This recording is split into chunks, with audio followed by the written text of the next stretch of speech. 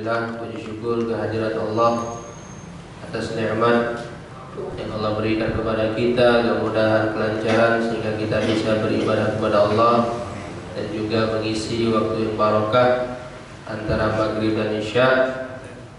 Sama-sama kita belajar mengkaji ayat Allah, hadis-hadis baginda Nabi Muhammad SAW, dan juga petuah kalam daripada para ulama. Mudah-mudahan kita semua mendapatkan ridha rahmat dari Allah Subhanahu wa taala. Amin ya rabbal alamin. Hadirin wal ikhwan rahimakumullah. Langsung saja sebagaimana biasa pembacaan kitab Lubabul Hadis lil Imam As-Suyuti rahimahullah taala. Kita berada pada bab ke-34 fi fadilatil iqlal bil akli wan naumi war rahah, yaitu keutamaan kemuliaan orang yang mensedikitkan makan, tidur dan bersantai-santai. Hadirin wal ikhwan rahimakumullah, makan itu hukumnya mubah, boleh-boleh baik.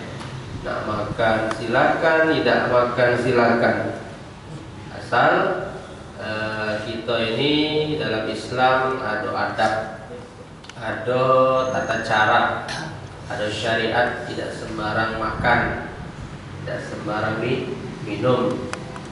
Makanan yang halal, minuman yang halal. Kalau kita makan halal, insya Allah kita ini mudah untuk taat kepada Allah, ataupun kita ini nikmat ketika beribadah kepada Allah Subhanahu wa taala karena makan halal.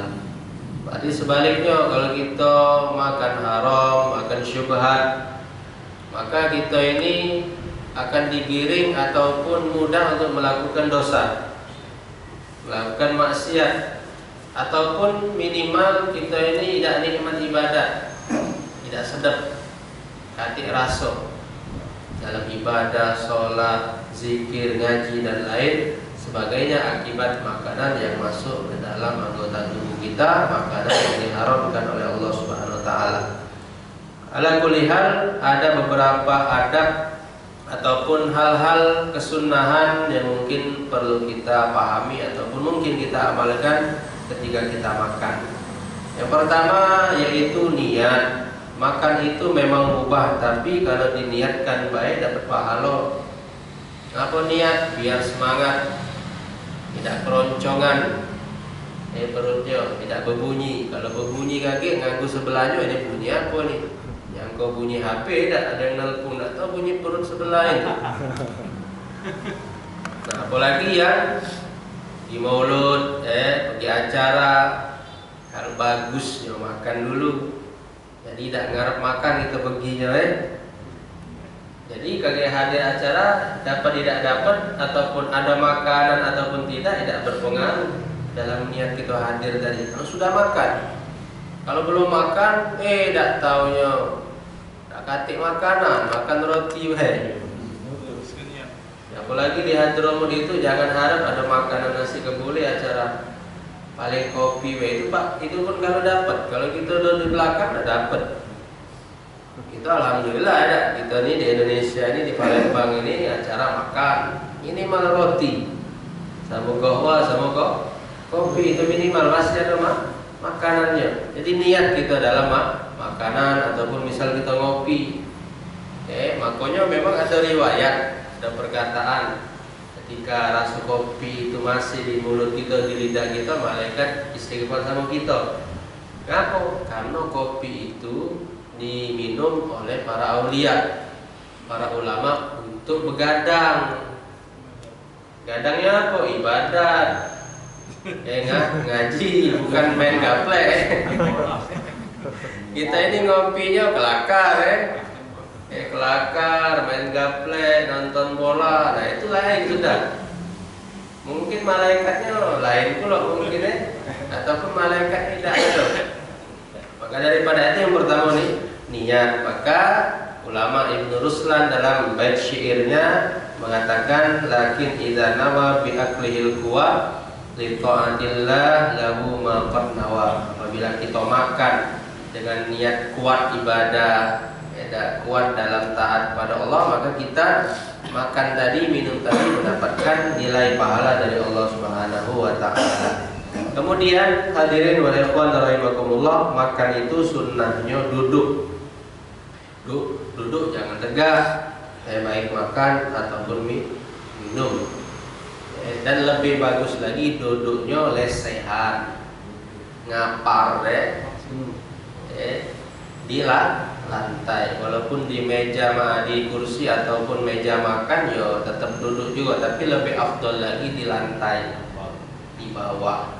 Dan juga kalau memang nak ngamal ke sunnahnya, itu sunnahnya duduknya seperti duduk tasyahud awal, tapi telapak kakinya dua-duanya itu dibuka, jadi pantat kita itu bertumpu kepada dua telapak kaki kita tadi, seperti duduk tasyahud awal dibuka. Kalau tasyahud awal kan kaki kanannya agak ditegak macam ini kan, tapi tidak, kalau makan dibuka. Nah macam itu kalau nak ngamal ke sunnahnya, dengan tujuan apa? Biar perut ini tidak melebar. Kalau kita duduknya macam ini, pansilo ini, perut kita lebar, jadi masuk makanan itu perlu banyak. Kalau makan dikit itu kurang saja kalau kita duduk macam itu tadi, itu ada yang mengatakan ulama itu membuat perut kita menjadi kecil, sehingga baru beberapa suap saja ataupun beberapa potong saja itu sudah kita merasa kenyang. Jadi duduk, jangan berdiri. Dan juga makan itu tangan kanan, jangan tangan kiri. Minum juga, kalau kita lupa jangan nuruti iklan minuman minum tangan kiri tegak kalau tidak bernafas lagi. Itu tidak sunnah, itu tidak mengajar kesunahan dalam promosi minuman tadi. Sudah tangan kiri tidak bernafas pula, tegak pula. Makan minum tangan kanan. Adapun hadis memakai 3 jari itu perlu ditafsir yaitu makanan yang bisa dipegang dengan 3 jari.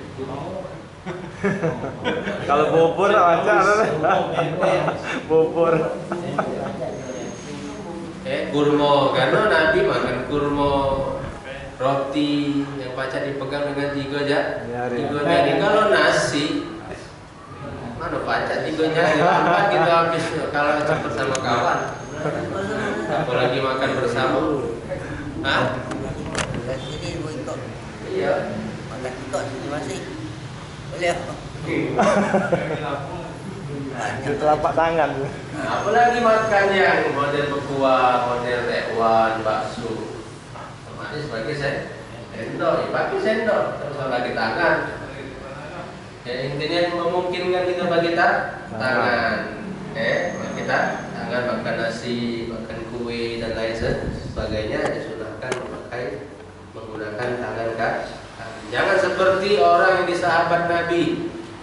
Kata Nabi, "Kul biyaminik," makanlah dengan tangan kanan. La astati ya Rasulullah. Tidak bisa ya Rasulullah. Bukan tidak bisa, tidak galak, tidak berusaha. Kebiasaan dia tadi makan tangan kiri. Ditegur oleh Nabi, makan dengan tangan kanan. Tidak galak berusaha. Sampai Nabi negur 3 kali. Maka keesokan harinya ketika dia bangun tidur, maka tangan kanannya menjadi kaku, keras seperti stroke macam itu. Ngaku meremehkan sunnah tadi. Nabi pula yang negurnya, makan tangan kanan, masih tangan kiri dia. Padahal dia mungkin membaca kan, diusahakan kan, tapi tetap dia menggunakan tangan kiri. Karena memakan tangan kiri itu adalah perbuatan syaitan, karena syaitan makan dengan tangan kiri. Kalau kita sunnahnya memakai tangan kanan. Membaca basmalah, Bismillahirrahmanirrahim, ataupun ada doa-doa yang dianjurkan ketika makan. Kemudian kalau makan bareng-bareng, senampan makannya Yang daerah kita, jangan daerah kawan.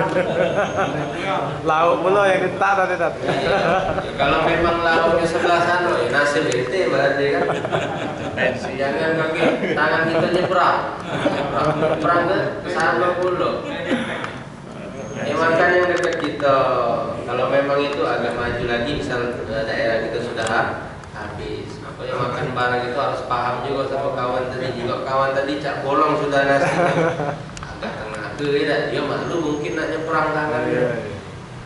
Apalagi makan tadi agak ini ya, apa istilahnya itu rakus ya. Misal ada sambal, ada apa loh, langsung digaul ke juga loh. Tidak bagus ini. Oh menek kaki kan, tidak selera kaki. Aku digaul ke juga loh. Jangan macam itu. Kita kan lain-lain seleranya. Ada yang hobi sambal, ada yang ini. Ada makan sewajarnya. Jangan ngomong jorok misal. Makan bareng, ngomong jorok. Sengaja aja biar lari kawan tadi ya. Langsung makannya. Ngomonglah jorok-jorok akhirnya. Akhirnya dia dewean maka jadi makan dengan aturan, dengan ada. Kemudian kalau memang kita makannya tidak selera atau bukan hobi gitu, jangan dikatoi. Makanan ini macam ini bentuknya, kayak rasanya. Siapa masaknya? Nah, jangan. Kalau kita tidak demen ya sudah kita tinggal tunjuk.